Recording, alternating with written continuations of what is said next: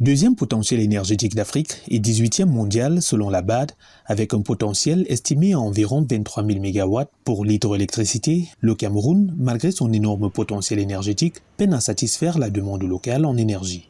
Pour améliorer l'accès à l'énergie, les autorités camerounaises multiplient les investissements. Le dernier en date, le barrage de Nachtigal, estimé à environ 800 milliards de francs CFA et qui devrait apporter 420 MW additifs dans le réseau électrique national. Seulement, le déficit énergétique demeure important. Pour pallier le problème, les énergies renouvelables apparaissent comme étant une solution à la crise énergétique observée. La question était au cœur des échanges du 3e Salon international de l'énergie renouvelable, tenu le 22 février 2023 à Yaoundé en marge du Salon Promote.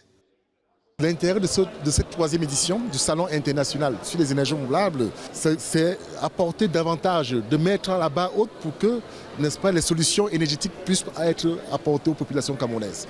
Vous constatez les délestages. Ceci étant, la solution idoine, c'est l'énergie renouvelable, qui est une énergie alternative aux énergies fossiles. Réunissant autorités des collectivités territoriales décentralisées et experts en énergie, les travaux de Yaoundé participent à la recherche de solutions à même d'aider le Cameroun à atteindre ses objectifs, notamment la contribution déterminée au niveau national, caractérisée par objectif de 25% d'énergie renouvelable dans le mix énergétique, dont 11% de petite hydroélectricité, 7% pour la biomasse, 6% pour l'énergie solaire photovoltaïque et 1% de l'énergie éolienne à l'horizon 2035.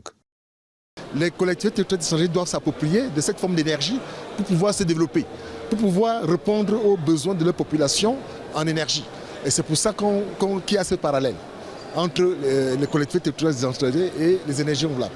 Le but, c'est de stratifier, c'est de structurer la filière, de permettre aux entreprises qui font dans ce domaine de pouvoir proposer des technologies fiables, de qualité et à des services, n'est-ce pas, qui répondent aux bourses des populations camerounaises. Le Cameroun dispose d'un mix énergétique composé à 80% d'hydroélectricité, 14% de gaz et 6% d'énergie solaire, éolienne et biomasse. Le pays veut produire 25% d'énergie renouvelable d'ici 2035. Pour atteindre cet objectif, les autorités camerounaises ont lancé divers projets, augmentant ainsi les investissements dans les énergies renouvelables.